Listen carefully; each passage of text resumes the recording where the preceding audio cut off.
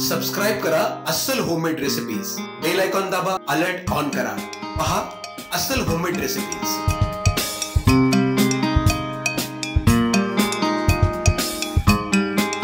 नमस्कार, माझं नाव श्यामल जोशी, मी देवगड मधील आहे। मी आता तुम्हाला एक पारंपरिक अशी रेसिपी दाखवणार आहे, चटपटीत सांडगे।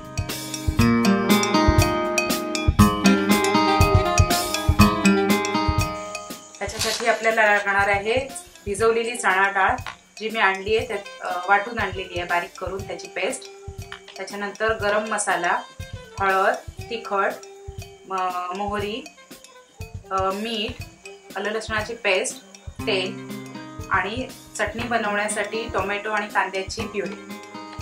एका बाउलमध्ये आपण आधी हे मिश्रण मिक्स करून घेऊया। त्यामध्ये फर्स्ट भिजवलेली वाटलेली चणा डाळ आहे, ती घेऊया। त्याच्यामध्ये आपण थोडी हळद घालणार आहोत, थोडा गरम मसाला, आलं लसणाची पेस्ट, तिखट चवीनुसार, जास्त तिखट हवं असेल तर थोडं तिखट जास्त घालायचं, चवीपुरतं मीठ। मिश्रण असं मिक्स करून घ्यायचं।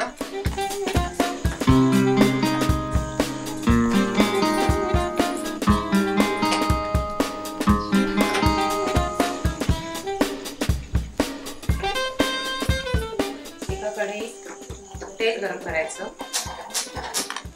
त्याचं मिश्रण व्यवस्थित मिक्स झालेलं आहे। पूर्वी भाज्यांचं प्रमाण कंपॅरेटिव्हली कमी होतं, त्यामुळे ही एक भाजी म्हणून सुद्धा घेतली जायची तुंबी लावायला। त्याच्यात आता मी ते गोळे करून तळण्यासाठी तेल घालते। चमच्याच्या टोकावर थोडं थोडं मिश्रण घ्यायचं आणि तेलात घालायचं, म्हणजे त्याचे छोटे छोटे भजी टाईप गोळे होतात।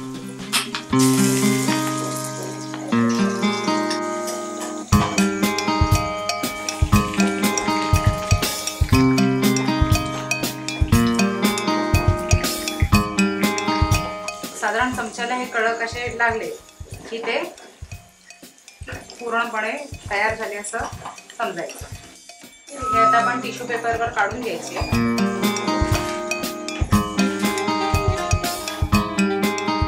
कढईत तेल घालूया, मोहरी टाकूया थोडी, त्याच्यानंतर आलं लसणाची पेस्ट, थोडी हळद घालूया। लसणाची पेस्ट परतून घ्यायची।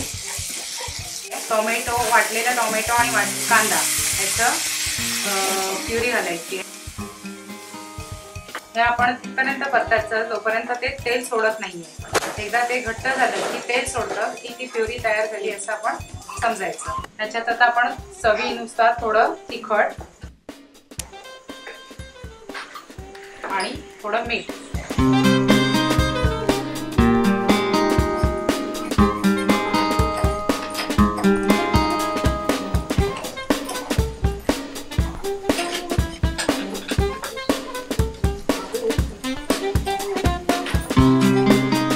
सोडायला लागले की त्यामध्ये घातलेला कांदा आणि टोमॅटो हे शिजतं, त्यामुळे तेल सोडेपर्यंत आपण त्याला परतत राहायचं।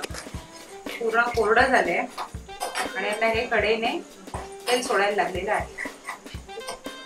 त्याच्यामध्ये आपण आता मगाशी तळून घेतलेले सांडगे मिक्स करायचे आहेत।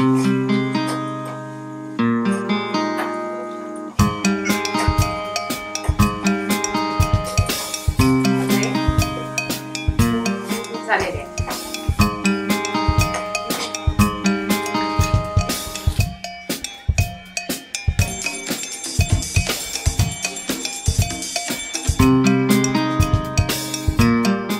चटपटीत सांडगे तयार आहेत।